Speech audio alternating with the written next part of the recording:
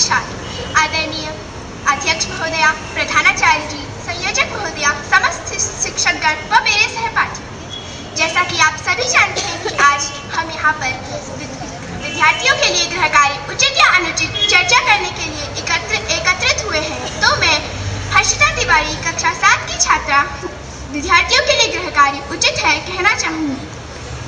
अभी मेरे द्वारा प्रस्तुत किया गया दोहा यह स्पष्ट करता है कि जिस प्रकार रस्सी के पत्थर पर बार बार रगड़ने से पत्थर पर भी निशान पड़ जाते हैं, उसी प्रकार निरंतर गृह कार्य करने से मूर्ख विद्यार्थी भी ज्ञानी बन सकता है।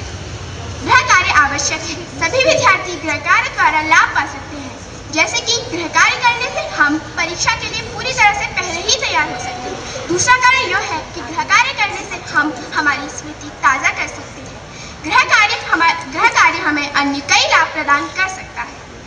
गृह कार्य हमारे लिए महत्वपूर्ण है क्योंकि यह घर और विद्यालय के बीच एक सीढ़ी के समान है जो दोनों को जोड़ती है तथा जिस पर चढ़कर एक विद्यार्थी आगे की ओर बढ़ सकता है। कई बच्चे यह मानते व समझते हैं कि गृह कार्य उबाऊ है, मगर नहीं, गृह कार्य उबाऊ नहीं है क्योंकि गृह कार्य की मदद से हम दुनिया के बारे में जान सकते हैं। गृह कार्य हमारे लिए महत्वपूर्ण है क्योंकि यह शिक्षकों और प्रशासकों के लिए अतिरिक्त शिक्षा के प्रदान के लिए एक प्रभावी तरीका है। गृह कार्य इसके अलावा भी हमें अन्य कई लाभ प्रदान कर सकता है, जैसे कि गृह कार्य की मदद से हम गृह कार्य करने से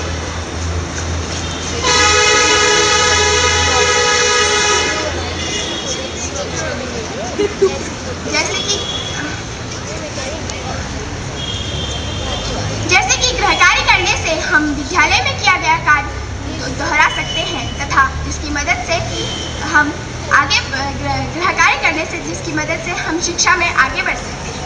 गृह कार्य करने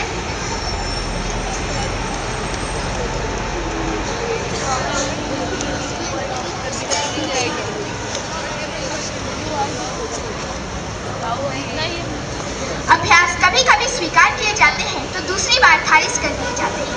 गृह कार्य औपचारिक विद्यालय की शुरुआत से ही छात्रों के जीवन का एक हिस्सा रहा है।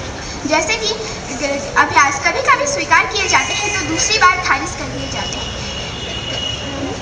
कई शिक्षाविदों व मेरे सहपाठियों का मानना है कि मेरे सहयोगियों का मानना है कि गृह कार्य नहीं देना चाहिए, परंतु दूसरों का मानना है कि विद्यालय में 5 घंटे पर्याप्त है और घर पर यह कुछ काम के द्वारा पूरा किया जाना चाहिए।